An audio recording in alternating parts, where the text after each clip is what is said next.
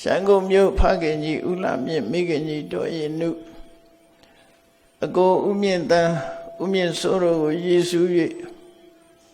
ကျန်ရင်သူအကိုမများကိုအမှုထားလျက်တောတတပိသားစုဤမြန်မာနှစ်သက်ကုသကြအထုဓမ္မသဘင်အခမ်းအနား၌ဟောကြားအပ်သောစိတ်ကိုအောင်းနိုင်သူအကြောင်းတရားဒေသနာတော်စိတ်ကိုအောင်းနိုင်သူလို့ပြောဆိုရမယ့်ပုဂ္ဂိုလ်ဟာမြတ်စွာဘုရားပဲဖြစ်တယ်ပေါ့ဘဂဝါဆိုတဲ့ခုံတော်ထဲမှာဣတရိယဆိုတဲ့ခုနတော့ကမန္တကကြီးရွတ်တဲ့ထဲမဲ့ကြားလိုက်မယ်အဲ့ဒီဣတရိယဘုံတော်ဆိုတာစိတ်ကိုပိုင်နိုင်တယ်ကိုယ်စိတ်ကိုနိုင်တာပေါ့လူတွေကကိုယ်စိတ်ကိုမနိုင်ကြဘူးလို့ဒီလိုအဓိပ္ပာယ်ရတယ်ကိုယ်စိတ်ကိုနိုင်လို့ရှိရင်ယဟနာဖြစ်တယ်ဘုရားယဟနာဖြစ်သွားအဲ့ဒီတည်းမဲ့စိတ်ကိုအနိုင်ဆုံးအောင်နိုင်မှုရဆုံးပုဂ္ဂိုလ်ကတော့မြတ်စွာဘုရားပဲဖြစ်တယ်ဒါကြောင့်မို့မြတ်စွာဘုရားကိုဘဂဝါဘုံတော်6ပါးလို့ဣတရိယဓမ္မယတသေရိကမပယတ္တလို့ဆိုတဲ့ဘုံ6ပါးထဲမှာအစိုးရတယ်ဆိုတာဘာကိုအစိုးရတာတုံးဆိုကိုယ်စိတ်ကိုအစိုးရတယ်လောကလူတွေကသူများကိုအုပ်ချုပ်ဖို့သူများကိုအစိုးရဖို့ဆိုတာတွေကတော့ကြိုးစားနေကြတာသူများကိုအစိုးရဖို့ကြိုးစားကြတယ်တကယ်တော့အစိုးမရတာကိုယ်စိတ်ကိုအစိုးမရလို့ကိုယ်စိတ်ကိုအစိုးမရလို့စိတ်ဖြစ်တဲ့နောက်လိုက်ပြီးတော့ပြောဆိုမှုတွေပြုလုပ်မှုတွေလုပ်တဲ့အခါမှာထိုပြောဆိုမှုပြုလုပ်မှုကမမှန်ကန်တဲ့စိတ်ရဲ့ဥဆောင်မှုနောက်ဖြစ်ပေါ်သွားပြီဆိုရင်ဆိုးကျိုးတွေကိုရရှိခံစားကြရတာဖြစ်တယ်ပေါ့ဒါမို့မြတ်စွာဘုရားရဲ့အဆုံးအမစိတ်ကိုအဓိကပဓာနာထားပြီးတော့ဆုံးမတာပဲဖြစ်တယ်ဘုရားဘာသာဝင်သူတော်စင်နေအနေနဲ့တခုတည်းသောကျင့်စဉ်ကိုပြောပါဆိုရင်ကိုယ်စိတ်ကိုထိမ့်သိမ်းခြင်းပဲဘုရားဘာသာရဲ့ကျင့်စဉ်ဟာဘာလို့ဆိုရင်ကိုယ်စိတ်ကိုထိမ့်သိမ်းဆောက်ရှောက်နိုင်ခြင်းဟာဘုရားဘာသာရဲ့အကျင့်ပဲဒါကြောင့်မို့မြတ်စွာဘုရားကယန္တဘာကိုဆိုဆုံးမတဲ့အခါမှာယန္တဘာဟာသိက္ခာပုဒ်တွေလိုက်နာရမယ်ကိုကျင့်တရားတွေများလွန်းတယ်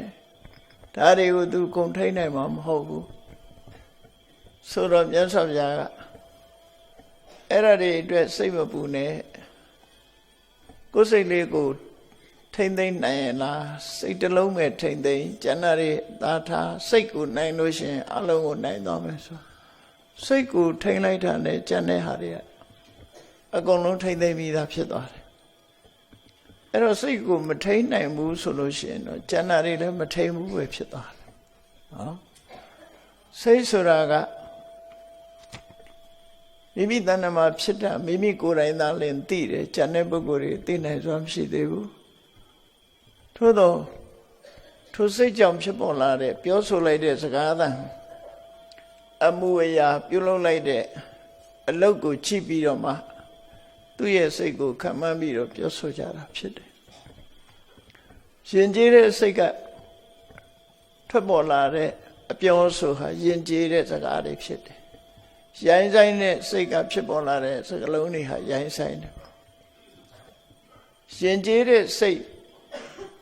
နဲ့ပြုလုပ်တဲ့အလုပ်တွေဟာယဉ်ကျေးတဲ့ပြုလုပ်မှုတွေလုပ်တာဖြစ်တယ်ရိုင်းဆိုင်တဲ့စိတ်နဲ့ပြုလုပ်လို့ရှိရင်လည်းပဲကျန်တဲ့ရဲ့ဆက်တဲ့အလုပ်မျိုးတွေကိုလုပ်ချတာပဲဖြစ်တယ်အဲ့တော့လောကမှာလူယဉ်ကျေးမှုလို့ပြောတဲ့အရာတွေဟာစိတ်ကဥဆောင်နေတယ်လို့ပြောရမှာဖြစ်တယ်သို့သောစိတ်မှလည်းပဲဒီရိုးဖြောင်းတဲ့စိတ်လားဟန်ဆောင်တဲ့စိတ်လားလို့ဒီခါထပ်ခွဲမဲ့ဆိုလို့ရှိရင်ယဉ်ကျေးတဲ့အသင်္တရံရှိတော့လဲရိုးဖြောင်းတဲ့စိတ်နဲ့ယဉ်ကျေးတာလားသို့မဟုတ်ကောက်ကျစ်တဲ့စိတ်နဲ့ရှုပ်ဝဲတဲ့စိတ်နဲ့ယဉ်ကျေးတာလားဆို ဒါလည်းခွဲခြားသိကြရမှာဖြစ်တယ်ပေါ့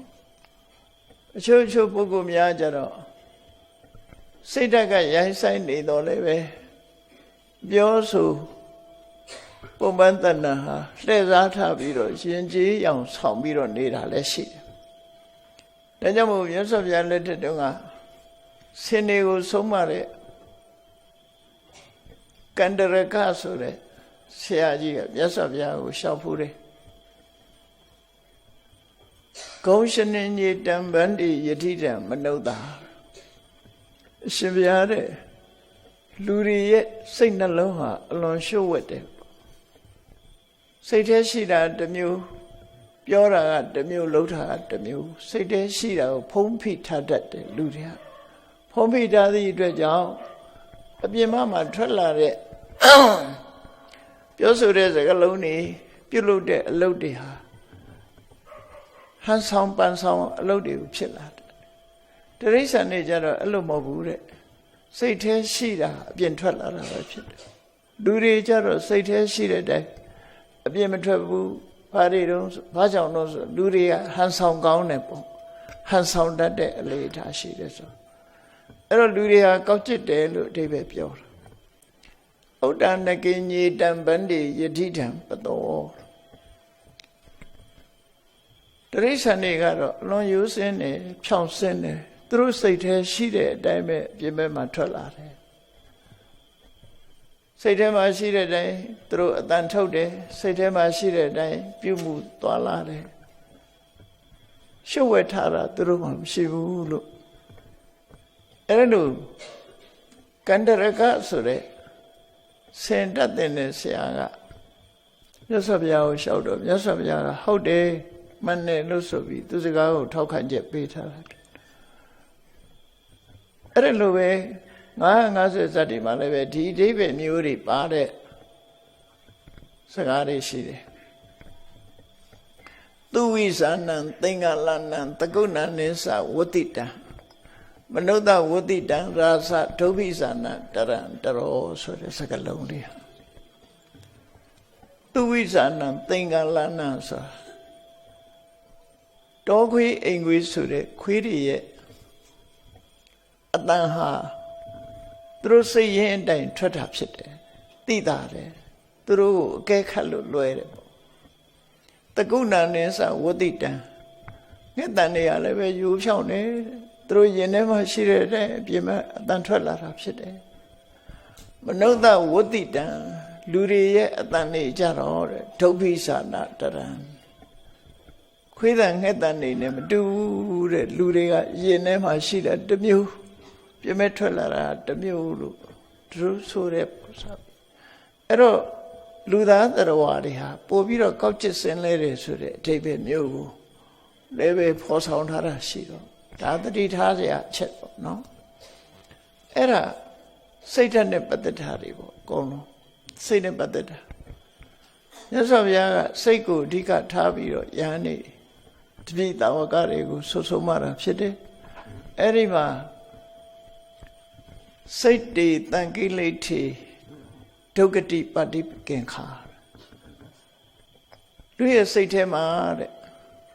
မကောင်းတဲ့စိတ်နေသဘောထားတွေလွှမ်းမိုးနေပြီဆိုလို့ရှိရင်အဲ့ဒီပုဂ္ဂိုလ်ရဲ့ပြုလုပ်မှုအခြေအနေရရှိလာမဲ့အကျိုးဆက်အခြေအနေဟာအကောင်းကိုမျှော်လင့်လို့မရဘူးအဆိုးကိုပဲမျှော်လင့်လို့ရမယ်ဆိုလိုတာကစိတ်ညစ်နွမ်းနေပြီဆိုလို့ရှိရင်ကောင်းကျိုးချမ်းသာရဖို့မျှော်လင့်စရာမရှိဘူးစိတ်ညစ်နွမ်းနေပြီဆိုရင်အဆိုးကိုပဲမျှော်လင့်ရမှာဖြစ်တယ်စိတ်တေဝိသုဒ္ဓေသူဂတိပฏิကင်္ခာသူဂတိဆိုတဲ့အခြေအနေကောင်းတယ်စိတ်ရိုးဖြောင်းနေပြီဆိုရင်ဒီပုဂ္ဂိုလ်ရဲ့အပြောစကားဒီပုဂ္ဂိုလ်ရဲ့လုပ်ရဟာလည်းပဲအကောင်းမဲ့မျှော်လင့်ရမှာဖြစ်တယ်ကောင်းတဲ့လုပ်သည့်အတွက်ကြောင့်သူ့ရဲ့ဘဝနောင်ရေးဟာလည်းပဲအကောင်းကိုပဲမျှော်လင့်လို့ရမယ်တို့ဝဋ္ဌသုတ်တံမှာမြတ်စွာဘုရားဒီလိုဆုံးမဟောကြားထားတာရှိတယ်အဲ့တော့ဘုရားဘာသာဝင်သူတော်စင်တွေအနေနဲ့အကောင်းဆုံးဖြစ်အောင်ကျင့်ကြံကြိုးကိုအထောက်ဖို့ရတော့ကိုယ်စိတ်လေးကိုအကောင်းဆုံးဖြစ်အောင်ပြုလုပ်ခြင်းပဲဖြစ်တယ်အဲ့ဒါဟာအဓိကဆုံးမဒါမို့ စိတ်တလုံးနိုင်ရင်ကိလေသာအကုန်နိုင်တယ်လို့ရှေ့ကသူတော်စင်ကြီးတွေပြောခဲ့တဲ့စကားတွေမှာရှိတယ်ပေါ့စိတ်ကိုအောင်နိုင်အောင်ယူအောင်နိုင်အောင်ကြိုးစားကြရမှာဖြစ်တယ်စိတ်ကိုအောင်နိုင်သွားတဲ့ပုဂ္ဂိုလ်တွေဟာယန္တာပုဂ္ဂိုလ်ပဲဖြစ်တယ်စိတ်ကိုမနိုင်သေးတဲ့ပုဂ္ဂိုလ်တွေကပုထုဇဉ်ပုဂ္ဂိုလ်တွေဖြစ်တယ်အထူးသဖြင့်ဘုရားဘာသာဝင်သူတော်စင်များအနေနဲ့ကိုယ်စိတ်ကိုတတ်နိုင်သမျှရှင်ကျေးအောင်လိမ္မာအောင်ဖြူစင်အောင်ကြိုးစားအထောက်ကြရမှာဖြစ်တယ်။ဘာကြောင့်လဲဆိုရင်မြတ်စွာဘုရားကစိတ်ကိုအဓိကထားပြီးဟောရတာဖြစ်တယ်။ဒီနေရာမှာဒေသနာတော်နှစ်ပုဒ်ဆုံးမသွန်သင်ချက်2ရပ်ကိုတတိထားပြီးတော့မှတ်သားဖို့လိုအပ်တယ်။မြတ်စွာဘုရားကဓမ္မပဒမှာမနောပုပ္ပင်္ဂမဓမ္မမနောတိဋ္ဌမနောမယတဘာဝတရားတွေတဘာဝတရားဆိုတာဖြစ်ပေါ်လာမဲ့အရာတွေကိုဆိုလို့တယ်ပြောဆိုမဲ့စကားပြုလုပ်မဲ့အလုပ်အဲ့ဒီတဘာဝတရားတွေကိုစိတ်ကဥဆောင်နေတယ်ရာစိတ်ကဥဆောင်နေတာကိုပြောတဲ့စကားလုံးကိုလည်းစိတ်ကဥဆောင်နေတာပဲဖြစ်တယ်လုံးမဲ့အလုပ်ကိုလည်းစိတ်ကဥဆောင်နေတာဖြစ်တယ်ဥဆောင်ယုံတက်လားလို့ဆိုမဟုတ်ဘူးမနောတိဋ္ဌာစိတ်ကကိုကြီးမှုထားတယ်စိတ်ကလွှမ်းမိုးချုပ်ကင်ထားတယ်ဆိုတဲ့အဓိပ္ပာယ်ရတယ်မနောမယပြောလိုက်တဲ့စကားပြုလုပ်လိုက်တဲ့အလုပ်တွေကိုစိတ်ကဖန်တီးတာဖြစ်တယ်ဒါကြောင့်စိတ်ဟာအမှန်မှအရေးကြီးတယ်လို့ဆိုလိုတဲ့အဓိပ္ပာယ်ပဲအဲ့ဒါလို့အရေးကြီးတဲ့စိတ်ဟာအခြေအနေတစ်ခုအရပျက်စီးသွားပြီဆိုပါစို့လောဘနဲ့တွဲလိုက်လို့စိတ်ဟာညှဉ်းနှွမ်းသွားတယ်ဒေါသနဲ့တွဲလို့စိတ်ဟာညှဉ်းနှွမ်းသွားတယ်မောဟဆိုတဲ့အမှန်မသိတာနဲ့တွဲလို့စိတ်ဟာညှဉ်းနှွမ်းသွားပြီဆိုလို့ရှိရင်ပြောဆိုတဲ့စကားပြုလုပ်တဲ့အလုပ်တွေဟာပြဿနာတက်မဲ့အရာတွေကြီးပဲဖြစ်ကုန်တယ်ကောင်းကျိုးကိုမမျှော်လင့်နိုင်တဲ့အရာမျိုးတွေကိုပဲပြောလိမ့်မယ်ကောင်းကျိုးကိုမမျှော်လင့်နိုင်တဲ့အလုပ်တွေကိုပဲလုပ်လိမ့်မယ်ဒါကြောင့်မြတ်စွာဘုရားကမနတစေပဒုဋ္ဌေနဘာတတိဝါကရောတိဝါလူရဲ့စိတ်ဓာတ်ပျက်စီးသွားတဲ့စိတ်ဓာတ်ပြုပြင်ဆုံးမရမှာမဆုံးမပဲနဲ့ဆိုးကျင်တိုင်းဆိုးနေတဲ့စိတ်ဓာတ်နော်စိတ်ဆိုးစိတ်မိုက်နဲ့တခုပြောလိုက်မယ်ဆိုရင်လည်းအကောင်းမဖြစ်ဘူးလှုပ်လိုက်မယ်ဆိုရင်လည်းအကောင်းမဖြစ်ဘူးအကောင်းမဖြစ်ရုံနဲ့မဟုတ်ဘူးအဲ့ဒီပြုလုပ်မှုပြောဆိုမှုရဲ့နောက်မှာဒုက္ခတွေတတိတန်းကြီးဖြစ်ပေါ်လာလိမ့်မယ်တတောနံဒုက္ခမနွေတိပြဿနာတွေနောက်ကဇက်တိုက်လာဒါအဗ္ဗဓမ္မနေ့စဉ်ဘဝမှာတတိထားရမယ့်အချက်ပေါ့နော်တတိထားရမယ့်အချက်အပြောဆိုမတတ်လို့ပြဿနာတက်တာတွေလှုပ်ထားကြိုင်တာမဟုတ်လို့ပြဿနာတက်တာတွေလူလောကမှာနေ့စဉ်နဲ့အမျှမကြားခြင်းအဆုံးရှိနေတယ်ပေါ့အဲ့ဒါပါတော့ဆိုရင်စိတ်ကိုခြေခံလာတဲ့ဟာတွေပဲဖြစ်တယ်ပေါ့ကိုယ်စိတ်ရဲ့အနေအထားတစ်ခုကိုစဉ်းကျင်သုံးသပ်မှုကင်းနေပြီဆိုလို့ရှိရင်ကိုယ်စိတ်ရဲ့သဘာဝကိုထင်ထင်ရှားရှားသိနိုင်စွာရှိမှာမဟုတ်မမှန်ကန်တဲ့စိတ်နဲ့ပြောဆိုလိုက်တဲ့စကားတစ်ဖက်သားကိုထိခိုက်နစ်နာသွားစေတယ်ကိုယ်ကိုလည်းထိခိုက်နစ်နာသွားစေမမှန်မကန်တဲ့စိတ်ဓာတ်နဲ့တစ်စုံတစ်ခုလုံးလိုက်ရင်တစ်ဖက်သားကိုထိခိုက်သွားစေတယ်ကိုယ်ကိုလည်းထိခိုက်သွားအကျိုးမဲ့ဆွေးယုံမှုတွေဖြစ်ပေါ်စေပြီပြဿနာတွေနောက်ကတတိကြီးပါလာတတ်တယ်ဆင်ငယ်ဒါဟာစိတ်ကိုမထိန်လို့ဖြစ်တာလို့မြတ်စွာဘုရားဒီလိုဟောတာစက္ကံဝဝဟတောပဒံလှဲမှာကတ်ထားတဲ့နွားကြီးသွားသမျှနောက်ကလှဲပင်းကြီးကလိမ့်လိုက်နေသလိုပဲအဲ့ဒီစိတ်ကိုမထိန်နိုင်တဲ့ပုဂ္ဂိုလ်စိတ်ဆိုးစိတ်မိုက်နဲ့ပြောလိုက်တဲ့စကားပြောလိုက်တဲ့ပုဂ္ဂိုလ်စိတ်ဆိုးစိတ်မိုက်နဲ့အလုပ်တစ်ခုလုပ်လိုက်တဲ့ပုဂ္ဂိုလ်ရဲ့နောက်မှာပြဿနာတွေဟာတတိကြီးပါလာလိမ့်မယ်လို့သူတို့ဆိုတယ်ပေါ့နော်တော့ပြဿနာဆိုတာဖြေရှင်းရမယ့်အချက်တွေဖြေရှင်းရရုံကဒုက္ခတွေဒီတတိကြီးလိုက်ပါတယ်ဒီဘဝရင်ဒုက္ခမဟုတ်ဘူးနောက်ဘဝထီအောင်ဒုက္ခတွေဟာအကျိုးပေးပြီးတော့လိုက်နေမှာဖြစ်တယ် ဒါကြောင့်မို့မြတ်စွာဘုရားရဲ့အဆုံးအမစိတ်ကိုအဓိကထားတယ်ဒါအပြင်ကောင်းတဲ့ဘက်ကိုရောကြည့်လိုက်ရင်လည်းပဲစိတ်ကဥဆောင်တာနောက်ဒီသနာတော်ကြလို့ဟောတော်ဆိုမနတာစေပဒံပတန်နေနတခါတည်းရန်လူရဲ့စိတ်ဟာစိတ်ကောင်းနှလုံးကောင်းဆိုတာဖြစ်လာတယ်တွေ့သားပေါ်မှာငဲ့ညတဲ့စိတ်မေတ္တာထားတဲ့စိတ်အကျိုးစီးပွားကိုလိုလားတဲ့စိတ်ဆိုတဲ့ဖြူစင်တဲ့စိတ်ဓာတ်လေးတွေတခါတည်းရန်တစ်ဖက်သားကိုကူညီခြင်းတဲ့စိတ်တွေအဲ့ဒါလို့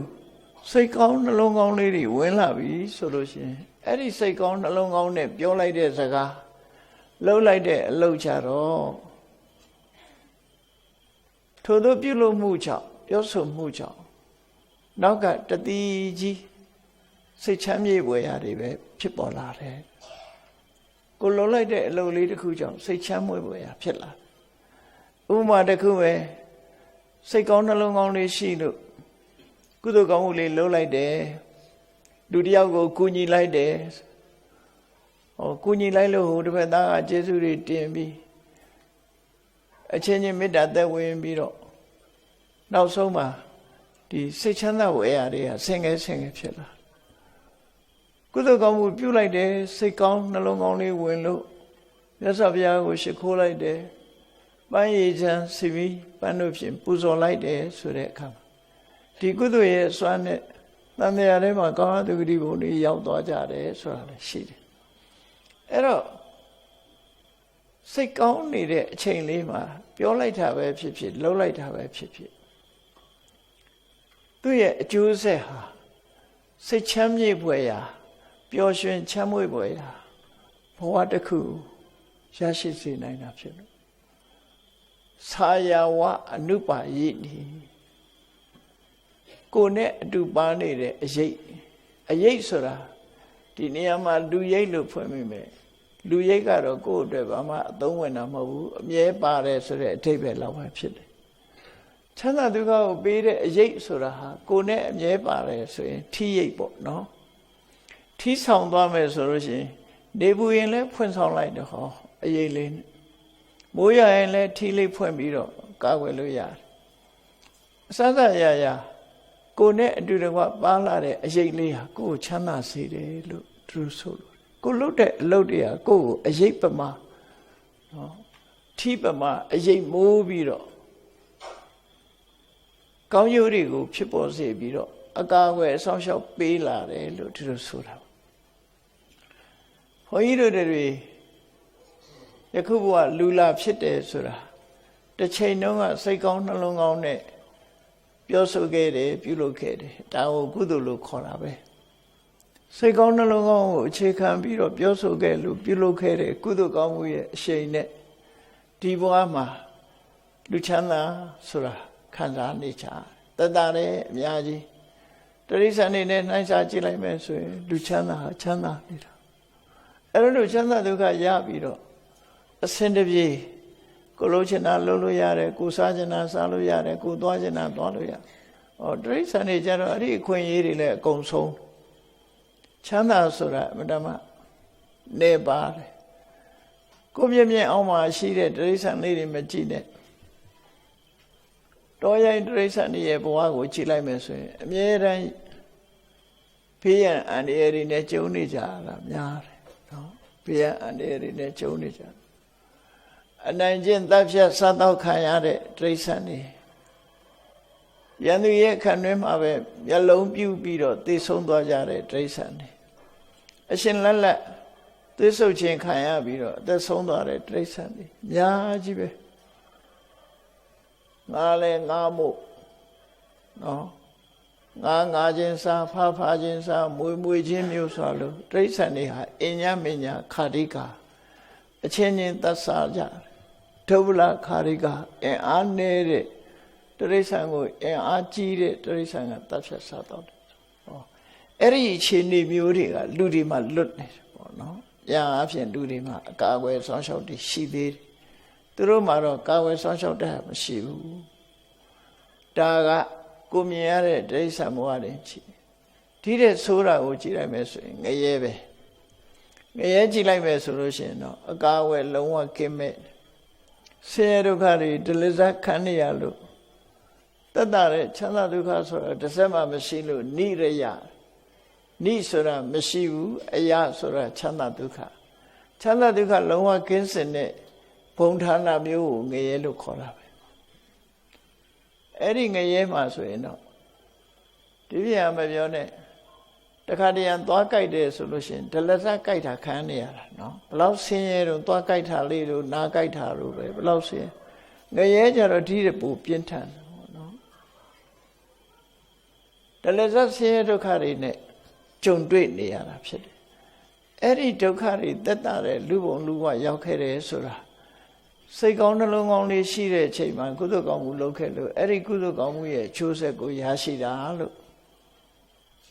အဲ့တော့ငရဲဘုံရောက်သွားတဲ့ပုဂ္ဂိုလ်တွေကလည်းပဲ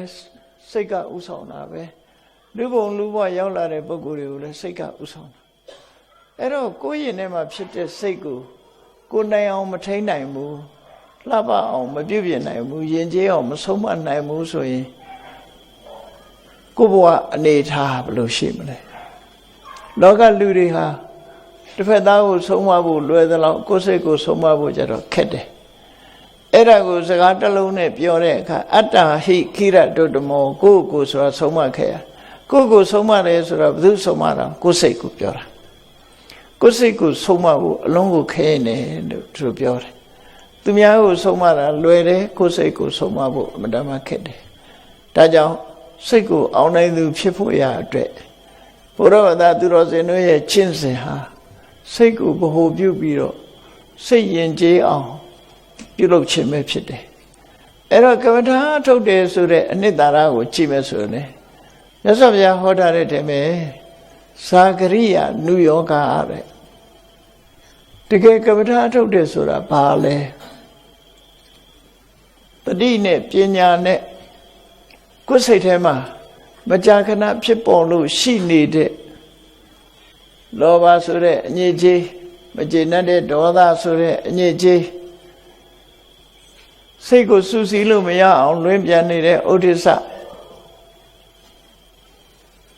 နှလုံးမသားမယာဖြစ်တဲ့ကုက္ကုဆစိတ်ပူတယ်ဆိုတဲ့နောင်တပူပန်တယ်ဆိုတဲ့ကုက္ကုဆကောင်းတဲ့အလုပ်ပေါ်မှာစိတ်အားတက်ကြွမှုမရှိဘူးစိတ်တွန့်ဆုတ်တယ်ဆိုတဲ့ဌိနမိတ်တကောင်းတဲ့အလုပ်ပေါ်မှာတန်တရားဝင်ပြီးရှေ့မတိုးနိုင်တဲ့ဝိသိကိစ္စဆိုတဲ့ဒီစိတ်ရဲ့အညစ်အကြေးတွေကိုတတိနဲ့ဉာဏ်နဲ့အနိကကြည့်ရှုပြီးတော့ကိုယ်တဏ္ဍာမှာမဖြစ်အောင်ထိမ့်သိမ်းဆောက်ရှောက်နေတာကိုတရားအထုတ်တယ်လို့ခေါ်တယ်တရားထုတ်တယ်ဆိုတဲ့သဘာဝကိုသိဖို့လိုတယ်ပေါ့ဒါမှမဟုတ်စာပေမှာဘယ်လိုဆိုတော့ဆိုဒီဝတ္တံစင်္ကမေနနိသစ္စာယအာဝရဏီယေဟိဓမ္မေဟိစိတ်တံပရိသောတိတိဒီလိုဆိုတာဒီအခါမှာတဲ့ထိုင်လိုက်စဉ်းညာလျှောက်လိုက်ကိုယ်ရင်ထဲနှလုံးထဲမှာကုသိုလ်တရားကိုဆုပ်ပိတ်တတ်တဲ့အငြိအကျေးတွေကရှင်းထုတ်နေတာအဲ့ဒါတရားထုတ်တာပဲနော်အဲ့ဒါတရားအထုတ်တယ်ဆိုတာကိုယ်ရင်ထဲနှလုံးထဲမှာလောဘဝင်လာရင်ရှင်းထုတ်လိုက်ဒေါသဝင်လာရင်ရှင်းထုတ်လိုက်တခြားကိလေသာတွေဝင်လာလို့ရှိရင်လည်းရှင်းထုတ်လိုက်အဲ့တော့ဒီနေရာမှာစိတ်ရဲ့အညစ်အကြေးကဘာတွေလဲဆိုတာသိဖို့လိုတယ်ပေါ့တရားထုတ်ပြီးဆိုရင်စိတ်ရဲ့အညစ်အကြေးတွေကိုဘာရှင်းရမလဲအဝတ်အစားတန်ရှင်းမှုရအတွက်ကြတော့လူတွေကကိုယ်အဝတ်မှာဘာတွေပေးနေတယ်ဆိုတာသိချတာအဲ့ဒါလို့သိတယ်လို့ကိုယ်စိတ်မှာဘာတွေပေးနေတယ်ဘာတွေကညှဉ်းနှွမ်းနေတယ်ဆိုတာသိဖို့စိတ်တနုပဒနာcontemplation of consciousness ကိုယ်စိတ်လေးကို contemplate လုပ်ရမယ်လို့ဆိုလို့ contemplate လုပ်တယ်ဆိုတာစိတ်ကိုအနိကစောင့်ကြည့်ကြည့်တာကိုယ်စိတ်ထဲမှာဘာတွေအဖြစ်များလဲဖြစ်နေတဲ့စိတ်ဟာလောဘကဥဆောင်ပြီးဖြစ်နေတာလားဒေါသတွေဥဆောင်ပြီးတော့ဖြစ်နေတာလားမောဟတွေနဲ့ဥဆောင်ပြီးတော့ဖြစ်နေတာလားမာနတွေကဥဆောင်နေတာလားမနာလိုစိတ်တွေဝင်နေတာလားဝန်တိုစိတ်တွေဝင်နေတာလားဆိုတဲ့ကိုယ်စိတ်ရဲ့အခြေအနေကိုစဉ်ဆက်မပြတ်ဆင်ញင်သုံးသပ်ရမှာဖြစ်တယ်အဲ့ဒါကိုစိတ်တ ानु ပဒနာလို့ခေါ်တယ် စိတ်ဓာနုပဒနာဆိုတာကိုယ်စိတ်ကိုစောင့်ကြည့်ခြင်းပဲဖြစ်တယ်စောင့်ကြည့်ရင်ဖြစ်လာတဲ့အနေအထားတွေကိုမဖြစ်မကောင်းတဲ့အညစ်အကြေးဆိုရင်ထိမ့်သိမ်းဆော့ရှောက်ကောင်းတာဆိုလို့ရှိရင်တော့တိုးပွားအောင်ကြိုးစားအထောက်ဆိုပါစို့နှစ်သက်စရာအာယုန်နဲ့တွေ့လို့လူချင်းစိတ်တွေလောဘတွေလွှမ်းမိုးလာတယ်ဆိုရင်ဒါလောဘဟာစိတ်ရဲ့အညစ်အကြေးပဲအဲ့ဒီလောဘကိုဘာနဲ့ဖယ်ရှားမလဲလို့ဆိုအလောဘလို့ခေါ်တဲ့စွန့်လွတ်နိုင်တာနဲ့ဖယ်ရှားပြရမယ်သူအလောဘဖြစ်လိုက်လို့ရှိရင်ရာယူသိမ့်ပိုက်ခြင်းနဲ့စိတ်ဟာပျောက်သွားပြီးတော့စွန့်လွတ်နိုင်တဲ့သဘောတရားတွေပေါ်လာတယ်ဒါအလောဘအဲ့ဒီအလောဘနဲ့လောဘကိုရှင်းထုတ်ရနောက်တစ်ခါကိုယ်စိတ်ဟာမကြည်မနှက်ဖြစ်နေတဲ့ဒေါသအလိုမကျဖြစ်နေတဲ့ဒေါသတွေလွှမ်းမိုးနေပြီဆိုလို့ရှိရင်အဲ့ဒီတစုံတစ်ခုကြောင့်အလိုမကျဖြစ်နေတာဥမာမဲ့တစ်ဖက်သားကိုကြည့်ပြီးတော့အလိုမကျဖြစ်တာလားအာယုန်နဲ့ပတ်သက်ပြီးအလိုမကျဖြစ်တာလားအာယုန်နဲ့ပတ်သက်လာပြီးအလိုမကျဖြစ်ပြီးပုဂ္ဂိုလ်မဟုတ်ဘူးဆိုလို့ရှိရင်တော့လေဆင်ခြင်တုံတရားနဲ့ရှင်းထုတ်ပြရပုဂ္ဂိုလ်နဲ့ပတ်သက်လာပြီးအလိုမကျဖြစ်လာပြီးဆိုလို့ရှိရင်ကတော့အဲ့ဒီပုဂ္ဂိုလ်ရဲ့အဲ့ဒီပုဂ္ဂိုလ်ပေါ်မှာမေတ္တာပွားနိုင်အောင်ကြိုးစားမှာဖြစ်တယ်လူတွေဟာတယောက်တည်းနေကြတာမဟုတ်တော့အာယုန်နေနဲ့လည်းပေါင်းစပ်မိတယ်လူတွေနဲ့လည်းပေါင်းစပ်မိတယ်သက်ရှိသတ္တဝါတွေနဲ့လည်းပေါင်းစပ်မိတယ်သင်္ခါရတွေနဲ့လည်းပေါင်းစပ်မိတယ်ဆိုပါတော့ဖြစ်ပေါ်လာတဲ့အာယုန်တွေဟာကိုကြိုက်ချင်မှကြိုက်တယ်စဉ်းစားကြည့်လေနေပူရင်နေကိုလည်းဒေါသဖြစ်တယ်လေတိုက်ရင်လည်းလေကိုလည်းဒေါသဖြစ်တယ်လူကိုယ်တင်ဒေါသဖြစ်တာမဟုတ်ကိုမကြိုက်တဲ့စကားပြောတဲ့လူကိုမကြိုက်တဲ့အလုပ်ကိုလုပ်တဲ့လူကိုနဲ့မတည့်တဲ့လူပြောဆိုစင်မပြေတဲ့ပုံကိုယ်တွေတွေ့ရင်လည်းဒေါသဖြစ်တယ်အဲ့ဒါလို့ဖြစ်လာလို့ရှိရင်ကိုယ်တဏ္ဍာမှာဒေါသဖြစ်နေပြီဆိုတာကိုသိလာလို့ရှိရင်လူပုဂ္ဂိုလ်ဖြစ်လို့ရှိရင်မေတ္တာပွားနိုင်အောင်ကြိုးစားပြီးတော့ရင်ထဲကဒေါသကိုဖယ်ရှားမှာဖြစ်တယ်အဲ့တော့မေတ္တာပွားတယ်ဆိုတာကိုယ့်ရင်ထဲကဒေါသကိုဖယ်ရှားဖို့ကြိုးစားခြင်းပဲဖြစ်တယ်မေတ္တာဘာဝိတ္တဘာဒေါသတပဟာနာယရှင်ထဲကအမုန်းစိတ်ကိုပျောက်ဖို့အတွက်မေတ္တာကိုတိဆောက်ပါမေတ္တာကိုတိုးပွားအောင်လုပ်ပါလို့သူတို့ဆိုတယ်သို့တော့ခဏခေတ်မှာမေတ္တာပွားဖို့ဆိုတာသူကချမ်းသာခြင်းနဲ့လောဘနဲ့တွဲပြီးတော့ချမ်းသာခြင်းနဲ့ဆင်ပြေခြင်းနဲ့ဒါကြောင့်မို့လို့ကိုယ်ကိုယ်တိုင်မေတ္တာမပွားဘဲနဲ့မေတ္တာပို့ပေးပါဆိုတာကိုပြောလို့ရှိကြတယ်လူတိုင်းလူနော်တကယ်မေတ္တာဆိုတာကိုယ့်ရင်ထဲမှာဖြစ်အောင်လုပ်ရမယ်အရာဖြစ်တယ်သူတစ်ပါးကကိုယ့်ကိုမေတ္တာထားဖို့ဆိုတာမျိုးဟာမျှော်လင့်ရမယ်ကိစ္စမှမဟုတ်တာဒါသူ့အလုပ်ပဲကိုယ့်အလုပ်အဲ့တော့ကိုယ့်အလုပ်ကိုမလုပ်ဖဲနဲ့သူများရဲ့စီကမေတ္တာတောင်းတနေတယ်ဆိုတာဒါတော့မဟုတ်သေးဘူးလို့ပြောမြတ်စွာဘုရားရဲ့အဆုံးအမတရားတော်နဲ့လွဲနေတယ်မြတ်စွာဘုရားရဲ့အဆုံးအမကကိုယ့်ရဲ့ပတ်ဝန်းကျင်မှာရှိတဲ့သက်ရှိသတ္တဝါတွေပေါ်မှာဘယ်သတ္တဝါဘယ်ပုဂ္ဂိုလ်ပေါ်မှာမုန်းတိစိတ်မဖြစ်ရအောင်မေတ္တာတရားကိုတည်ဆောက်ဖို့ဟောတာသာဖြစ်တယ်မေတ္တာတရားကိုတည်ဆောက်အောင်မယ်လို့ဟောတာအဲ့ဒါကိုမေတ္တာပွားရမယ်နော်ကိုကပွားခံနေတာမဟုတ်ဘူးကိုရင်ထဲကအမုန်းတရားပြောက်အောင်ကျန်တဲ့ပုဂ္ဂိုလ်တွေပေါ်မှာမုန်းတဲ့ပုဂ္ဂိုလ်မရှိအောင်ရင်ထဲမှာမုန်းစိတ်ကုန်အောင်မေတ္တာပွားရမယ်လို့ဆိုအဲ့ဒါလို့အဒေါသဆိုတဲ့မေတ္တာတရားပွားလိုက်ပြီဆိုရင်ကိုရင်ထဲကဒေါသကလည်းစင်ကြယ်သွားတာပဲတန်ရှင်းသွားတာပဲအဲ့ဒါလို့တန်ရှင်းအောင်လုပ်ရမယ်လို့ဆိုလိုတယ်ပေါ့နော်နောက်တစ်ခုကကိုယ့်ရင်နဲ့နှလုံးထဲမှာအမှန်မသိလို့တွေးဝေးနေတာမျိုးတွေဖြစ်တတ်တယ်မောဟဆိုတာသိမသိတာမသိတာဘူးဆိုတွေးဝေးတယ်ဆိုတာဘာကိုပြောတာတော့ဆိုဆုံးဖြတ်ချက်မချနိုင်ဘူးအလုပ်တစ်ခုလုပ်တင်သလားမလုပ်တင်ဘူးလားမဆုံးဖြတ်နိုင်ပြောတင်သလားမပြောတင်ဘူးလားစဉ်းစားခေါင်းကုတ်ချင်တိုင်းကုတ်အဖြေမထွက်ဘူး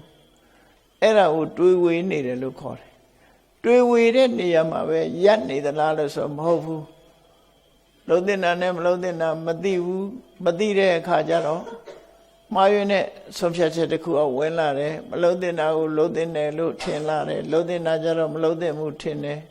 အဲ့ဒါမောဟရဲ့တတ္တိပဲအလွဲမှားတွေကိုလုံးလိုက်တယ်လုံးလိုက်သည့်အတွက်ကြောင့်လုံးလိုက်တဲ့အချိန်တုန်းကမသိဘူးအကျိုးပေါ်ထွက်လာတော့ပြဿနာတက်လာပြီဆိုတော့မှအဲ့ဒါမောဟသမားဟာဘယ်အရာပဲဖြစ်ဖြစ်ပြောလိုက်တဲ့စကားလည်းပဲကိုယ်ယုတ်ကာယဖြစ်တယ်စကားတစ်ခွန်းပြောရင်ပြဿနာတက်လာပြီနော်ဒီကနေ့ခေတ်မှာဆိုပိုသိကြအောင်မှာပေါ့နော်ပြောလိုက်တဲ့စကားနောက်မှာပြဿနာတွေကလိုက်တာလှုပ်လိုက်တဲ့အလုပ်တစ်ခုပေါ်မှာလည်းအမှားအယွင်းနေနဲ့ဖြစ်လာပြီအဲ့ဒါမောဟကြီးနေတာလို့ခေါ်တယ်နော်မောဟတွေလွှမ်းမိုးနေလို့ဒီလိုဖြစ်တာအဲ့ဒီလွှမ်းမိုးနေတဲ့မောဟတွေကိုကိုယ့်ရင်နဲ့နှလုံးထဲမှာရှင်းတော့အောင်ဘာနဲ့လုပ်ရမလဲဆိုရင်ပညာနဲ့ထည့်ရမှာဖြစ်တယ်ပေါ့မြတ်စွာဘုရားကအဖြေရောတခါတည်းဟောထားတာပညာဘာဝိတ္တဗမောဟတဘာဟာနာယမောဟတတွေဝေတဲ့မောဟလှုပ်တဲ့နာနဲ့မလှုပ်တဲ့နာပြောတဲ့နာနဲ့မပြောတဲ့နာခွဲခြားမသိနိုင်လို့မာမယွင်ပြုလို့စေတတ်တဲ့မောဟဆိုတဲ့တရားကိုပါဟနာယရင်ထဲနှလုံးထဲကဖယ်ရှားပြစ်ဖို့ရာအတွက်ပညာခွဲခွဲပြားပြားသိတတ်တဲ့အသိပညာကိုဘာဝိတ္တဗဖြစ်စီတိုးပွားအောင်လုပ်ရမည်ဖြစ်စေရမယ်တိုးပွားစေရမယ်လို့သူတို့ဟောတယ်အဲ့တော့မောဟကိုဖယ်ရှားဖို့ကြတော့လေးလာရမယ်လိုက်စားရမယ်ပညာကိုဆင်ញင်ရမယ်သုံးသပ်ရမယ်မောဟဟာနဲနိုင်တယ်ဗျနဲလာတယ်အဲ့ကြောင့်ဒါလှုပ်တဲ့နဲ့ဒါမလှုပ်တဲ့ဘူးဒါပြောတဲ့နဲ့ဒါမပြောတဲ့ဘူးဆိုတာကိုယ်နဲ့ကိုယ်ပတ်ဝန်းကျင်ကိုမျက်ခြေမပြတ်လေးလာသုံးသပ်ဆင်ញင်ပြီးတော့အသိဉာဏ်နဲ့ရလာပြီဆိုရင်မောဟ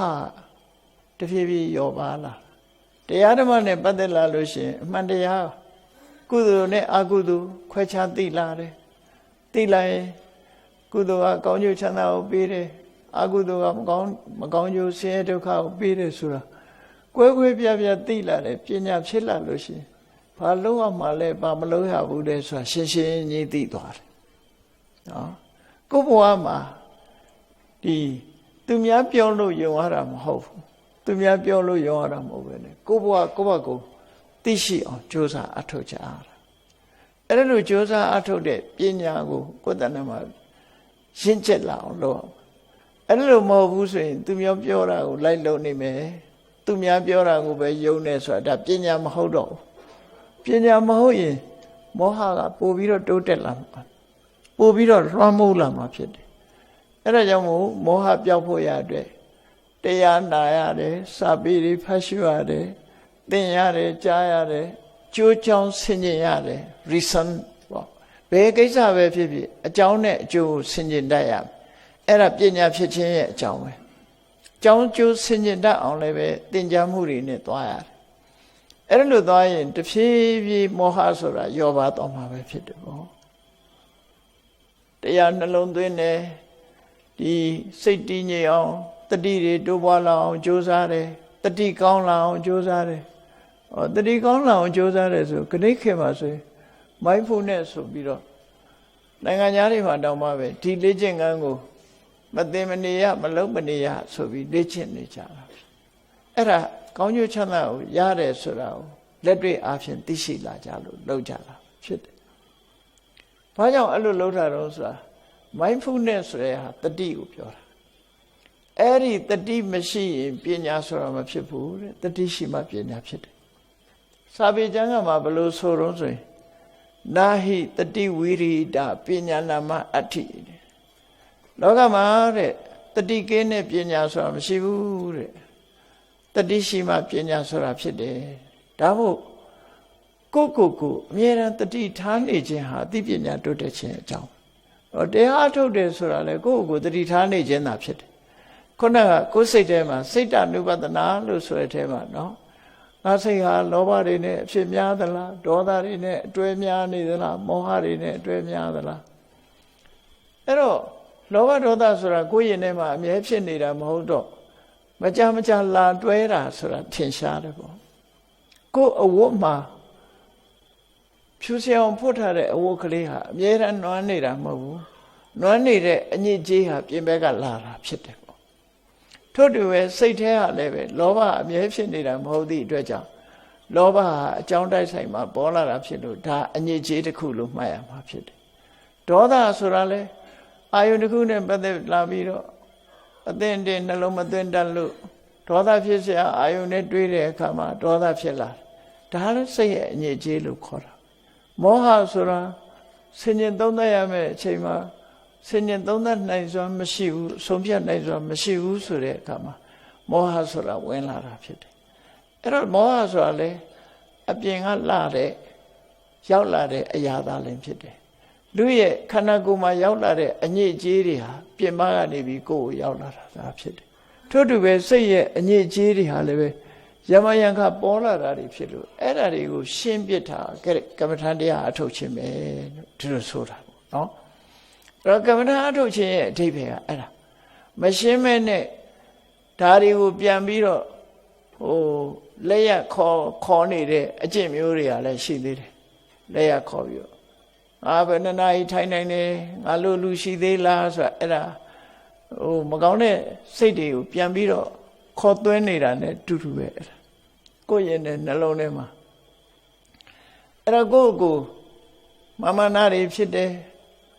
အဲ့ဒါလို့ဖြစ်လာလို့ရှိရင်ဒါတရားမဟုတ်တော့တရားရဲ့ဆန့်ကျင်မဲ့အတ္တမတွေဝင်နေတာပဲဒီလိုပဲဖြစ်မှာအဲ့ဒါကြောင့်မို့တကယ်သူတော်စင်သူတော်မြတ်မှာစိတ်ရဲ့အညစ်အကြေးတွေဆိုတာကိုရှုဆိုတာသိရအခုပြောခဲ့တဲ့လောဘဆိုတာစိတ်ရဲ့အညစ်အကြေးဒေါသဆိုတာစိတ်ရဲ့အညစ်အကြေးမောဟဆိုတာစိတ်ရဲ့အညစ်အကြေးအဲ့ဒီရဲ့စိတ်ရဲ့အညစ်အကြေးတွေကိုဖယ်ရှားနိုင်အောင်ကြိုးစားအထောက်အောင်အဲ့ဒီလိုစိတ်ရဲ့အညစ်အကြေးတွေကိုလုံးဝဖယ်ရှားလိုက်နိုင်ပြီဆိုလို့ရှိရင်ကိုယ်စိတ်လေးဟာဖြူစင်တန်ရှင်းနေတဲ့စိတ်ကလေးဖြစ်သွားတယ်အညစ်အကြေးဆိုတာအမြဲတမ်းဆွဲမှာမဟုတ်ဘူးအမြဲတမ်းဆွဲနေတာမဟုတ်ဘူးသို့တော့အချိန်များစွာပုထုဇဉ်နေမှာတော့အညစ်အကြေးကဆွဲမြတ်တာဆွဲတာပို့ပြီးတော့များလာတော့အလေးအကျင့်ကြီးလို့ဖြစ်လာအဲ့တော့မြတ်စွာဘုရားရဲ့အဆုံးအမကိုရတဲ့အခါမှာကိုယ်ရင်နဲ့နှလုံးထဲမှာဆွဲနေတဲ့လောဘအညစ်အကြေးကိုအလောဘနဲ့ဖယ်ရှားရမယ်ဆွဲနေတဲ့ဒေါသအညစ်အကြေးကိုမေတ္တာဆိုတဲ့အရောဓနဲ့ဖယ်ရှားရမယ်ဆွဲနေတဲ့မောဟဆိုတဲ့အညစ်အကြေးကိုအမောဟဆိုတာနဲ့ဖယ်ရှားတာအဲ့ဒါကိုဇာဂရိယနုယောဂနိုးကြာကြိုးစားခြင်းဆိုတဲ့အဓိပ္ပာယ်ရတယ်ပေါ့အဲ့ဒါကိုပဲကမ္မထာအထုတ်ခြင်းလို့သူတို့ပြောတာအဲ့တော့ကမ္မထာအထုတ်တာရဲ့အနှစ်သာရကကိုယ်စိတ်လေးကိုဒီတိုင်းပြစ်မထားပဲနဲ့တတိနဲ့ပညာနဲ့ထိန်းချုပ်ပြီးစိတ်ထဲမှာဆွဲကပ်နေတဲ့အညစ်အကြေးတွေကိုဆေးကြောတန့်စင်မှုပြုလုပ်ခြင်းပဲဖြစ်တယ်နော်ဆေးကြောတန့်စင်တာဆေးကြောတန့်စင်တဲ့အလုပ်ကိုလုပ်တာပဲဖြစ်တယ်အဲ့လိုဆေးကြောတန့်စင်တဲ့အလုပ်ကိုလုပ်လိုက်လို့စိတ်လေးကလုံးဝဖြူစင်သွားပြီအညစ်အကြေးတွေဟာထပ်ပြီးတော့မကတ်တော့ဘူးဆိုရင်ဒါစိတ်ကိုအောင်နိုင်သူဖြစ်သွားပြီအဲ့ဒီကြရင်စိတ်ဟာကိုယ့်ရဲ့ဆန္ဒအတိုင်းကိုထားတဲ့နေရာနေတယ်ဥပမာမဲ့လူတွေရဲ့မျက်နိုးနိုးရှာဖွေစုဆောင်းနေကြတဲ့ရွှေဆိုတဲ့တတ္တုတစ်ခုကြည့်အဲ့ဒီရွှေဆိုတဲ့တတ္တုမှာမလိုလားတဲ့တခြားရောပါနေတဲ့တတ္တုတွေကိုတန့်စင်မှုရွှေကိုနားလဲတဲ့ပရိန်ဆရာတွေကရွှေထဲမှာပါတဲ့အညစ်အကြေးတွေကိုမိဘူးပေးလိုက်အေးပေးလိုက်နဲ့တန့်စင်ပြီးတော့ပေးကြတယ်နောက်ဆုံးမှရွှေစင်ဆိုတာဖြစ်သွားတယ်အညစ်အကြေးတွေကိုထုတ်လိုက်တော့မှရွှေဟာတန့်ရှင်းစင်ကြယ်သွားပြီးတော့ရွှေစင်ရွှေနှစ်ကိုရတယ်ပေါ့အဲ့ဒီလိုရွှေအနှစ်ဖြစ်ပြီးဆိုတဲ့အခါမှာလူတွေရဲ့မျက်နိုးနိုးပန်းစင်ကြတဲ့ဒီယရဏပစ္စည်းဖြစ်ပြောင်းလဲပြီးတော့ဝတ်ဆင်ကြတာဖြစ်သွားတယ်ပေါ့အဲ့ဒါလိုပဲလူရဲ့စိတ်ဟာအငြိကြေးတွေရောနေမယ်ဆိုရင်ကျွတ်ဆက်နေထားတဲ့နေရာမနေဘူးစိတ်လောဘဟာစဉ်းစားကြည့်လောကလူတွေဟာဂုဏ်သိက္ခာကြတာလောဘကြောင့်ကြတာဒေါသကြောင့်ဂုဏ်သိက္ခာတွေကြတယ်မောဟကြောင့်ဂုဏ်သိက္ခာတွေကြတယ်လောဘကြီးပြီဆိုရင် လူကြီးလူကောင်းတယောက်ဟာလောဘကိုမထိန်းနိုင်ဘူးဆိုရင်ဂုဏ်သိက္ခာကျသွားကနေ့ခေတ်မှာတော့အဂတိလိုက်စားမှုနဲ့အေးအေးယူခံရတယ်ဒါသွားပြီပေါ့အဲ့ဒါလို့အေးအေးယူခံရသည်ဖြစ်စေအေးအေးယူမခံရသည်ဖြစ်စေလူကြီးလူကောင်းဖြစ်ပြီးတော့လောဘကိုမထိန်းသိမ်းနိုင်လို့မတော်လောဘနဲ့သူများပစ္စည်းသို့မဟုတ်နိုင်ငံပစ္စည်းကိုသုံးဆွဲမိပြီဆိုလို့ရှိရင်သိက္ခာကျသွားပြီလေဂုဏ်သိက္ခာမရှိတော့ဘူးနော်ဂုဏ်သိက္ခာမရှိတော့ဒါထင်ရှားတာအဲ့ဒါလို့ဂုဏ်သိက္ခာတွေကျဆင်းသွားတယ်အဲ့တော့ဂုဏ်သိက္ခာကိုကျဆင်းစေတာဘယ်သူလဲလို့မေးလိုက်ရင်ဆိုရင်လောဘပဲအလောဘကဂုဏ်သိက္ခာကိုကျဆင်းစေတယ်ဆိုတာရှိမရှိဘူးလူတွေတန်းနေဆိုတာဂုဏ်သိက္ခာတက်တယ်ရရောတယ် generosity ဒီပုဂ္ဂိုလ်အဖြစ်မတမရရောတယ်ကုညီတယ်ပေးကမ်းတတ်တယ်ဆိုတာဂုဏ်သိက္ခာပဲဂုဏ်သိက္ခာတက်လာအဲ့ဒီစိတ်ရဲ့အငြိကြီးမှန်သမျှဟာဂုဏ်သိက္ခာကိုကြာဆင်းစေတယ်အေးဒေါသဖြစ်လာလို့မထိမ့်သိမ့်ဘူးဒေါသအလျောက်စကားတွေမမယွင်းနေပြောမိတယ်ဒေါသကိုမထိန်နိုင်လို့အလုပ်တစ်ခုလုံးမိတယ်ဆိုရင်အရှက်တကွဲအကျိုးနဲ့ဒီကိစ္စမျိုးတွေဖြစ်လာတယ်နောက်ဆုံးကျတော့အရှက်တကွဲအကျိုးနဲ့တွေမကဘူးဒီရာဇဝမှုကျွလွန်တဲ့အနေအထားတစ်ခုထိအောင်ရောက်သွားပြီးတော့လူဟာဆင်းရဲဒုက္ခမျိုးစုံနဲ့ကြုံကြဒါလူလောကမှာမကြားခြင်းဆုံးပဲအဲ့ဒါဒေါသဆိုတဲ့အညစ်အကြေးဟာရှင်ထဲမှာဝင်ရောက်လာသည့်အတွက်ကြောင့်စိတ်ဓာတ်ကမကောင်းတာတွေကိုဖန်တီးပြစ်လိုက်တာပဲဖြစ်တယ်ပေါ့ဒေါသဟာလည်းလူရဲ့ဂုဏ်သိက္ခာကိုကြာဆင်းစေတယ်ပေါ့မောဟရှိလာပြီဆိုလို့ရှိရင်လည်းမပြောသင့်တာတွေပြောမိသွားတယ်မလုပ်သင့်တာတွေလုပ်မိသွားတယ်လူကြားထဲမှာရှက်ဖွယ်အရာတွေဖြစ်လာတယ်ခဏခေတ်ဆိုရင်ပိုဆိုးတယ်ပေါ့နော်ဘာလို့လဲဆိုsocial media တွေကအခုပြောလိုက်တော့ကြားကုန်တာအကုန်မမှန်ကန်ကန်မမယွင်းတခုလှုပ်လိုက်ပြီဆိုရင်ချက်ချင်းသိကုန်ကြအဲ့ဒါလို့သိခါကြပွဲရတွေဟာလင်းလင်းမြန်းမြန်းဒီလောဘဒေါသမောဟဆိုတာတွေကတွန်းပို့နိုင်တာတွေဖြစ်တယ်ပေါ့ဒါကြောင့်မို့လောဘဒေါသမောဟဆိုတဲ့စိတ်ရဲ့အညစ်အကြေးတွေကောင်းကျိုးမပေးဘူးလူရဲ့ဂုဏ်သိက္ခာတွေကိုစုံမြုပ်သွားစေတယ်သိက္ခာကျစေတယ်ဆိုတာကိုလေအမှန်တမ်းထင်ရှားတယ်ပေါ့အေးလောကမှာလူတော်လူကောင်းလို့ပြောရတဲ့ပုဂ္ဂိုလ်တွေဟာဒီတစ်ဖက်သားကိုကူညီတယ်ရဲရောတယ်တစ်ဖက်သားပေါ်မှာမေတ္တာထားတယ်အကျဉ်းစိတ်တွေရှိတယ်အသိပညာတတ်ပညာနဲ့တစ်ဖက်သားကိုကူညီဆောင်ရတယ်မှန်ကန်တဲ့လမ်းတွေကိုညွှန်ပြတယ်ဆိုဆုံးမတယ်သွန်သင်ပေးတယ်ဆိုတာတွေဟာလူလောကမှာဂုဏ်သိက္ခာကိုတက်လာစေတဲ့အရာတွေပဲဖြစ်တယ်ပေါ့အဲ့ဒါကြောင့်မို့ကုသိုလ်နဲ့အကုသိုလ်စိတ်ရဲ့အညစ်အကြေးတွေကိုဆိုင်ရာအစွမ်းထက်တဲ့ဖြည့်စည်းတွေနဲ့ဆေးကြောတန့်စင်ပေးရမှာဖြစ်တယ်အဲ့ဒါလို့ဆေးကြောတန့်စင်ပေးလို့အညစ်အကြေးကင်းစင်သွားတဲ့စိတ်ကသာလေရွှေစင်ရွှေနှစ်လို့တန်မိုးတွေဖြစ်လာတာဖြစ်တယ်တန်မိုးတွေတက်လာမှာဖြစ်တယ်အဲ့ဒါလို့တန်မိုးတက်လာတဲ့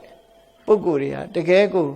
ကိလေသာအညစ်အကြေးလုံးဝကင်းသွားပြီဆိုရင်တကယ်ယဟန္တာပုဂ္ဂိုလ်စိတ်ကိုအောင်နိုင်သူဆိုတာဖြစ်သွားတယ်စိတ်ကိုအစိုးရသွားပြီအဲ့ဒီစိတ်ကိုအစိုးရသွားတဲ့ပုဂ္ဂိုလ်တယောက်ဟာကိုယ်စိတ်ဟာကိုထားတဲ့အတိုင်းပဲနေသွားတယ်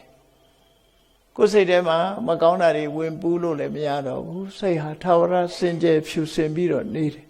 အဲ့တော့ထာဝရဖြူစင်နေတယ်ဆိုတဲ့ပုဂ္ဂိုလ်တယောက်ရဲ့အနေထားဟာစိတ်တွေဝိသုဒ္ဓေ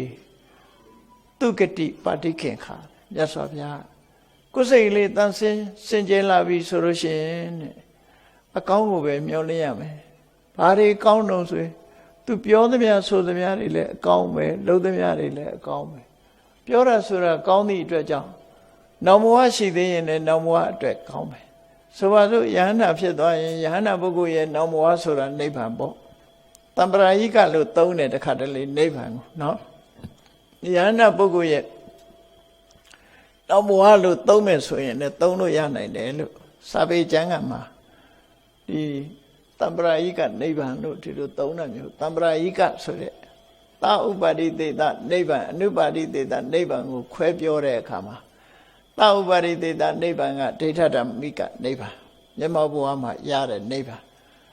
အနုပါတိတေတနိဗ္ဗာန်ဆိုတာတမ္ပရာယိကနိဗ္ဗာန်တမ္ပရာယိကနိဗ္ဗာန်ဆိုတာသေသည်ချမဲ့ဒီလိုဆိုလို့ရပေါ့နော်သေသည်ချမဲ့ဘောအဲ့တော့အလားလာခေါင်းတွေဟာစိတ်ဖြူစင်တဲ့ပုဂ္ဂိုလ်တွေအတွက်သာအလားလာခေါင်းဆိုတာရှိတယ်စိတ်မဖြူစင်ဘူးဆိုရင်အလားလာခေါင်းဆိုတာမရှိနိုင်ဘူးဆိုတာကိုမှတ်သားကြရမှာဖြစ်တယ်ဒါကြောင့်မို့ဘုန်းကြီးတို့တွေအရေးတကြီးဒီကိုယ့်ကိုပြုပြင်ထိမ့်သိမ်းကြရမှာတော့ကိုယ်စိတ်လေးသာဖြစ်တယ်ကိုယ်စိတ်ကိုတတ်နိုင်သမျှနိုင်အောင်ထိန်းကျောင်းနိုင်လို့ရှိရင်သူတော်စင်သူတော်မြတ်ဖြစ်တယ်အစွမ်းကုန်စိတ်ကိုအောင်နိုင်သွားပြီဆိုလို့ရှိရင်တော့ယ ahanan ပုဂ္ဂိုလ်ဖြစ်တယ်ဆိုတာအဲ့ဒီလိုကမ္မထာအာယုံဖြင့်ထိမ့်သိမ်းခြင်းတတိတမ္ပဇညာနဲ့ထိမ့်သိမ်းခြင်းဆိုတဲ့စိတ်ကိုထိမ့်သိမ်းမှုတွေမျိုးစုံနဲ့ထိမ့်သိမ်းဆောင်းလျှောက်သွားကြမှာဖြစ်တယ်အဲ့လိုထိမ့်သိမ်းဆောင်းလျှောက်သွားနိုင်မှသာလေတန်တရားထဲမှာကြုံတွေ့ရတဲ့ဆင်းရဲဒုက္ခတွေကလည်းလွတ်မြောက်မှာဖြစ်ပြီးတန်တရားဝကလွတ်မြောက်ပြီးသာဝရအငြိမ့်တတ်ဆိုတဲ့နိဗ္ဗာန်ကိုလည်းစိတ်ကိုထိမ့်သိမ်းနိုင်သူတွေသာလင်နိဗ္ဗာန်ဆိုတဲ့အငြိမ့်တတ်ကိုရရှိနိုင်တာဖြစ်သောကြောင့်ဘုန်းကြီးတို့တွေဟာမြတ်စွာဘုရားရဲ့အဆုံးအမတရားတော်အတိုင်းကိုယ်စိတ်ကိုထိမ့်သိမ်းဆောက်ရှောက်နိုင်အောင်ကြိုးစားအားထုတ်နိုင်ကြပါစေကုန်သတည်း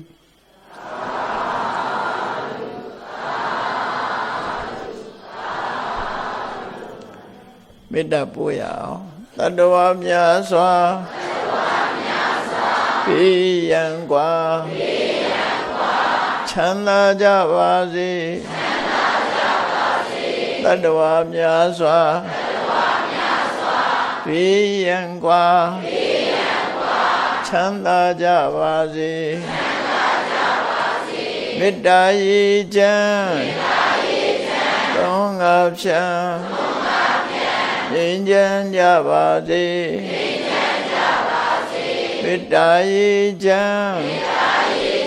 သုံးငါဖြံငြိမ်းချမ်းကြပါစေသက်ရှိချမ်းသာစိတ်ချမ်းသာလူရဆန္ဒပြည့်ပါစေသက်ရှိချမ်းသာစိတ်ချမ်းသာလူရဆန္ဒပြည့်ပါစေဓမ္မောတတံပိဝိတဝါနဝိသာတဗ္ဗေတမှုဟတာအာဇရမရာတိတိဘာဝံနိဗ္ဗာနံယန္တုတာရောဓမ္မောတရံလောဘဒေါသမောဟစိတ်တော်ကင်းပြောက်ကြည်အေးတရားစေကိုပိဝိတဝါဝန္တာရှင်ပြတောက်ကြရနာကြရကုန်သောကြောင့်ဝိသတဗ္ဗေပူဇာညစ်နောက်ကိလေသာဆေယတောက်ဟုသမျှတို့သည်တမှုဟတပိဉ္ကြဘက်တွင်ရေမတင်တဲ့ကဲ့သို့ကင်းစင်လွင်ပြောင်းပေမရောက်အောင်ပဲဖြောင်းအပ်ကုန်သည်ဟွန်တုစင်စစ်မသွေဖြစ်ကြပါစေကုန်သတည်းအဇရမရံအိုခြင်းလဲကွာနာခြင်းလဲကင်းသေးခြင်းလဲရှင်းထသောတိတိဘုံကိလေသာဟုဘုခတ်သိကင်းကြီးရာအစစ်ဖြစ်ပေထသောနိဗ္ဗာန်နိဗ္ဗာန်ဟုခေါ်ဤမြို့တော်သို့သာရဝတရားချစ်ခင်စိတ်ကောင်းဝိညာသူတော်စင်များတို့သည်ယန္တုပါရမီအဆင့်ဆင့်မြင့်တဲ့မြင့်၍မလင့်ပုံသေးဆက်ရောက်တော်မူကြပါစေကုန်သတည်း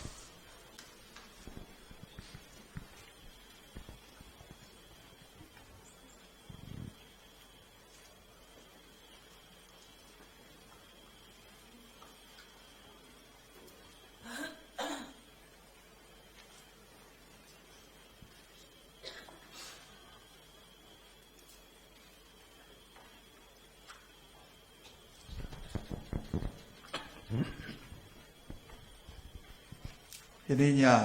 ကျင်းပပြုလုပ်ရသောမြန်မာနှစ်တစ်ခုတင်းညံအထူးဓမ္မသဘင်တရားပွဲနှင့်ဆက်လျင်း၍လူဒန်းမှုကိစ္စများကိုဆောင်ရွက်ကြရန်ဖြစ်ပါတယ်ဆရာတော်ဘုရားကြီးထံအဆက်စွာလူဒန်းနိုင်ရန်အတွက်ဆရာတော်ဘုရားကြီးကပ္ပိယကာရကအဖြစ်ဥအောင်ထေးမှဆောင်ရွက်ပေးပါရန်လေးစားစွာပန်ကြားအပ်ပါတယ်ခင်ဗျာ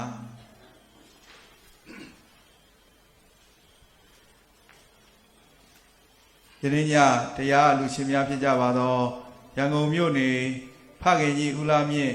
မိခင်ကြီးဒေါ်ရင်နုအကိုဦးမြင့်တန်းဦးမြင့်စိုးတို့ကိုရည်စူး၍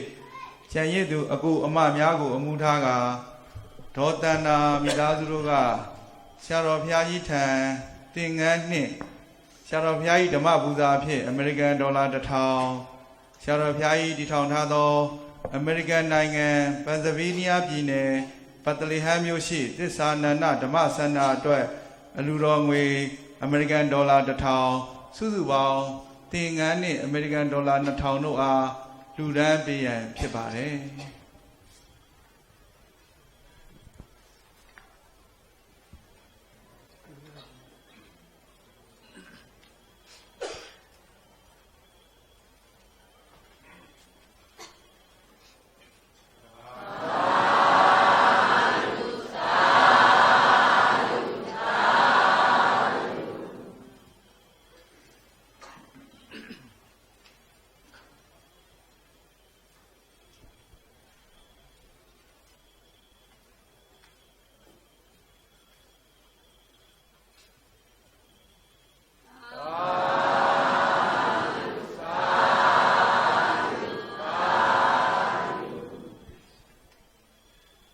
ဆက်လက်ပြီးဆရာတော်ဘုရားကြီးနဝကမ္မအလူတော်ငွေဖြင့်3,600,000နှင့်စင်ကာပူဒေါ်လာ100တို့အားမိသားစုများကိုစားဦးနန္ဒကျော်မှလှူဒန်းပေးရန်ဖြစ်ပါတယ်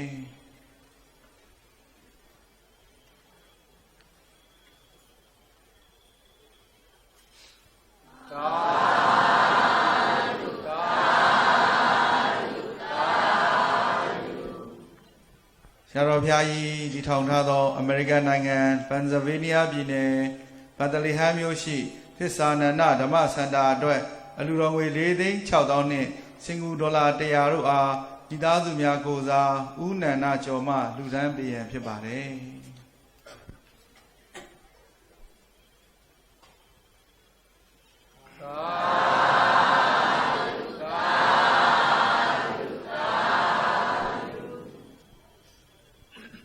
ရန်ကုန်မြို့နေဦးသိန်းစောဒေါ်မျိုးတီရာဆွေတာဇော်ထွန်းအောင်တမီနှင်းနှင်းယုနှင်းဥယေမိသားစုတို့က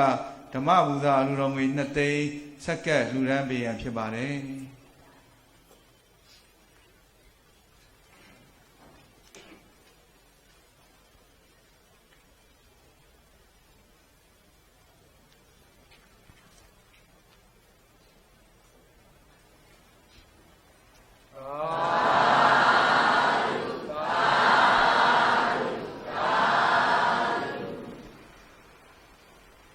ရန်ကုန်မြို့နေဦးတောင်းလွင်ဒေါ်နုနုရီမိသားစုတို့မှဓမ္မပူဇာအလူတော်ငွေ3သိန်းထိုင်ဝမ်နိုင်ငံနေဦးထွန်းတို့မိသားစုတို့မှဓမ္မပူဇာအလူတော်ငွေ3သိန်းအဆောင်ဒီတူးမှယောဂီဒေါက်တာလာဝင်းဆွေဤ25နှစ်ပြည့်ငွေနေ့အလူတော်ဓမ္မပူဇာအလူတော်ငွေ3သိန်းကျပ်အမေရိကန်နိုင်ငံသစ္စာနန္ဒဓမ္မစန္ဒအတွက်မိဘနှစ်ပါးဥထိတ်ထား၍ဦးငွေဝင်းနှင့်မောင်နှမမိသားစုတို့မှအလူတော်ငွေ3သိန်းကျပ်ကွယ်လွန်သူမိဘနှစ်ပါးအားရည်စူး၍ဒေါ်တော်တော်ထွေးအောင်ချမ်းသာရွာမှဓမ္မပူဇာအလူတော်ငွေ9,000ကျပ်မူလသိန်းဒေါ်ခင်လေးနွယ်တမိမတ်တီရီကေတွယ်မတ်စုထက်ဆန်မိသားစုတို့မှအလူတော်ငွေ9,000ကျပ်ဦးထိုးလင်မိသားစုတို့မှအလူတော်ငွေ3သိန်းကျပ်မိခင်ကြီးသူဓမ္မသင်္ကြီးတော်မာကိုဥထိတ်ထားလဲအောင်သာသနာပြုယောဂီများမှဓမ္မပူဇာအလူတော်ငွေ3,500,000ကျပ်နှင့်အများကောင်းမှုပေါင်းစုလူဒန်းငွေဓမ္မပူဇာအလူတော်ငွေ9သိန်းကျပ်တို့အားအောင်သာသနာပြုယောဂီများမှအများကိုစားလူဒန်းပေးရန်ဖြစ်ပါတယ်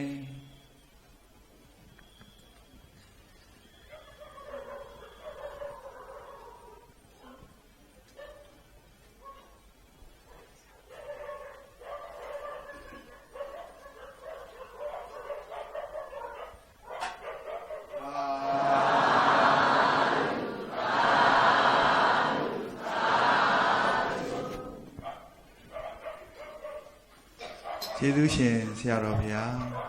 ဒီနေ့ညလူရန်ရပါသောကောင်းမှုကုသိုလ်အဆုစုတို့အတွက်32ပုံကျင်လည်ကြကုန်သော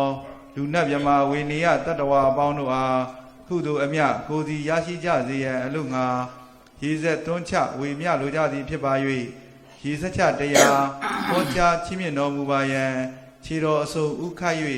ယိုသေးစွာလျှောက်ထားအပ်ပါသည်ဖေဟာအာရုံဆိုကြမယ်ရှင်ဖေယရှင်ဖေယဘုရားတပည့်တော်တို့သည်ဘုရားတပည့်တော်တို့သည်ဓမ္မအတိညာဓမ္မအတိညာရရှိမှသာလင်ရရှိမှသာလင်နိဗ္ဗာန်ချမ်းသာကိုနိဗ္ဗာန်ချမ်းသာကိုမျက်မှောက်ပြုနိုင်ပါသောကြောင့်မျက်မှောက်ပြုနိုင်ပါသောကြောင့်ဓမ္မအတိညာဓမ္မအတိညာရရှိစေရန်ရရှိစေရန်ရှိတန်ကြလျက်ရှိတန်ကြလျက်ဓမ္မသဘင်ဓမ္မသဘင်ရှင်ကျင်ပါရှင်ကျင်ပါပြုလုပ်ကြ၍ပြုလုပ်ကြ၍အမတဒါနာအမတဒါနာဓမ္မဒါနာဓမ္မဒါနာတရားအလူတော်ကိုတရားလူတော်ကိုပေးလူကြပါကုန်၏ပေးလူကြပါကုန်၏တရားတော်မြတ်ကိုတရားတော်မြတ်ကိုယုတိလေးမြတ်စွာယုတိလေးမြတ်စွာမမတ်သာသာမမတ်သာသာအာယုန်ထားလျက်အာယုန်ထားလျက်နာကြားကြပါကုန်၏နာကြားကြပါကုန်၏တရားတော်မြတ်ကိုတရားတော်မြတ်ကိုအတ္တဘဝတ္ထုအတ္တဘဝတ္ထုအဆူဆူတို့ဖြင့်အဆူဆူတို့ဖြင့်ပူဇော်ကြပါကုန်၏ပူဇော်ကြပါကုန်၏ယနေ့ယခုယနေ့ယခုအာထုပြုလုပ်ကြရသောအာထုပြုလုပ်ကြရသောတရားဟောရခြင်းတရားဟောရခြင်းဓမ္မဒေသနာဓမ္မဒေသနာတရားနာရခြင်းတရားနာရခြင်းဓမ္မ